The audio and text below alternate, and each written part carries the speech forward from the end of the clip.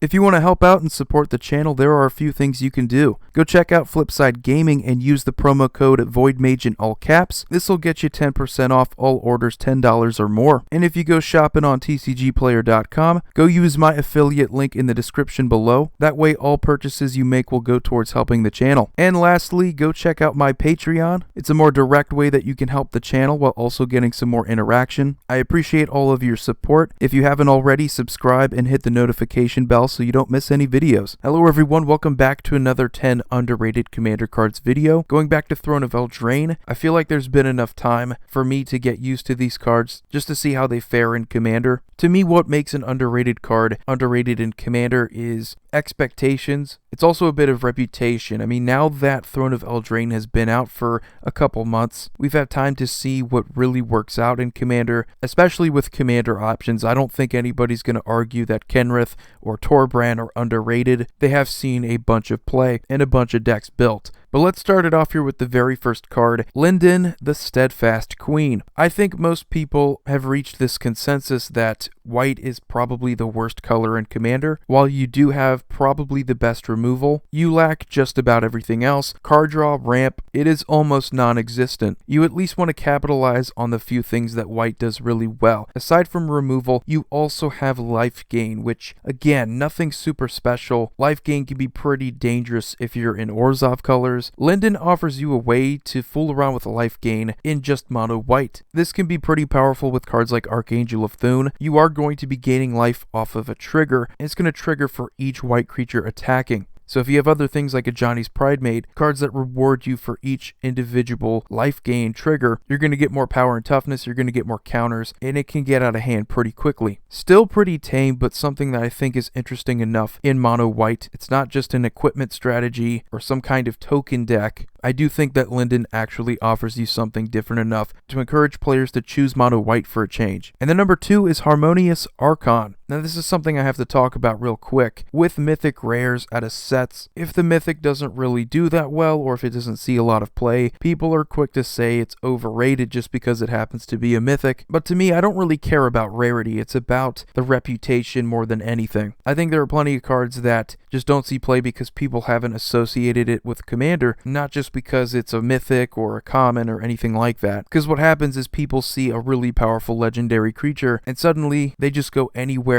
where they can find an interaction with that commander. And although Harmonious Archon doesn't really synergize with anything, it's still a pretty interesting white card. Non-Archon creatures have base power and toughness 3/3, and when it enters the battlefield you create 2 1/1 white human creature tokens, which because of the first part, they will be 3/3s. So for 6 mana you pretty much get yourself 10 power, but you also have the benefit of turning just simple 1/1 tokens that you already have into 3/3s. And this only really affects base power and toughness, so if you have other things like Elish Norn, you can also give them +2/+2. I think when people see this, they at first think about all the ways they can neuter their opponent's creatures, but I wouldn't view it that way. It's more about putting your tokens, your smaller creatures, on an even playing field, taking advantage of anthems, making them stronger than your opponent's creatures. I look forward to experimenting with this card. And then there is Midnight Clock. Very interesting mana rock for blue that's also going to offer you some card draw later in the game. You can pay 3 mana to put an hour counter on it, but at the beginning of each upkeep you do it anyway. Once it has the 12th hour counter on it, you shuffle your hand and graveyard into your library, and then you draw 7 cards. Flavor-wise, it makes perfect sense why it's 12 counters, and for some people that might be slow, but you are at least getting some value out of it, even if you're not going to get to the card draw quick enough. And there are plenty of commanders like the Locust God that will benefit off of you getting to that card draw. Wishclaw Talisman is amazing. This is what I like in cards, where you get an amazing ability to search up any card from your library and put it into your hand. You're also going to give that same awesomeness to your opponents. It's not going to go on forever, there's only 3 wish counters on it, but if you are playing a more political deck, if you have picked sides, there is a very good chance that it will be given right back to you so you can use it for the 3rd wish. It's the same thing with scheming symmetry. It's not always the worst thing in the world to give an opponent an advantage, so long as that opponent is not in the best position to take you down. A lot of what makes Commander fun for me is ganging up on a player that seems to be ahead, making deals just really any way that I I can keep the game going on. I get to masquerade as the least threatening player at the table while slowly building up a pretty decent board presence, saving up some good answers in my hand. That's just how I love to play the game. And then there is Opportunistic Dragon. Not really the best red creature. It's not going to be a Zealous Conscripts. You're not going to be swinging in for damage. This is really just to take a human or an artifact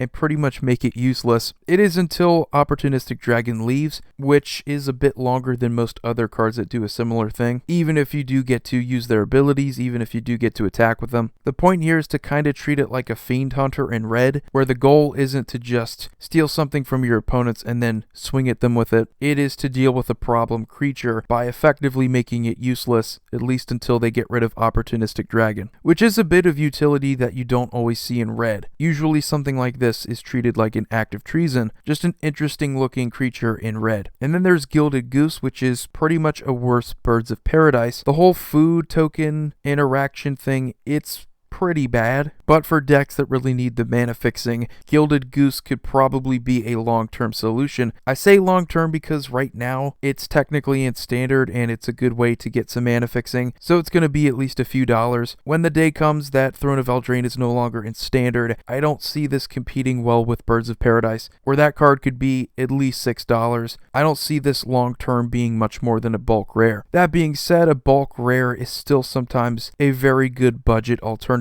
And in budget decks, you want to keep the cost as low as possible. A strictly worse Birds of Paradise is still good enough for a lot of people. And then there's Kenrith's Transformation, another card that is just about making a creature useless. ETBs, you get to draw a card. I love auras because there's a ton of support for them, a lot of utility, you have ways of searching them up, not to be confused with just generic enchantment strategies, but actual aura decks. We have other cards like Darksteel Mutation, Song of the Dryads. Doing this to a commander is often better than just straight up removing it because your opponent could just recast it and you'll have to deal with that headache all over again, making it a useless 3/3. While it could still attack you, you would much rather just take 3 commander damage instead of what could be a lot more. And then there is Dance of the Manse. This is one of my newest favorite cards from the whole set, and I just love these cards that synergize with both artifacts and enchantments, encouraging you to not just go one way or the other, but to do both. It's basically taking that theme straight from Hannah Ship's Navigator, where she could give you back an artifact or an enchantment. Dance of the Manse is just great because if you hate something like Replenish because it's too expensive, it's on the reserved list, you have a much cheaper way, a newer way of bringing back all of your artifacts and enchantments from your graveyard to the battlefield. It's 2-colored, which means you are going to have to play both blue and white, but most really good artifact and enchantment decks are already playing blue and white, making it a very good card to just throw into existing decks. Also doesn't hurt that it makes those creatures 4/4s, giving you insane board presence, setting you up really well for the attack. And then there's Arcanist's Owl. Again, kind of the same thing, giving us more synergy for artifacts and enchantments. You also have this on a really solid ETB. So if you were playing something like Brago King Eternal, you can eventually search up a really powerful artifact or enchantment, which because you are searching up 2 different card types, means you don't just have to be playing that kind of deck. Those are 2 pretty common card types that you can run into in just about every blue and white deck. Very solid utility creature. If you're looking for a filler card, I talk about these all the time, just great advantage cards that get you to your next combo piece, or really just anything you can play. Sometimes you're tired of seeing lands,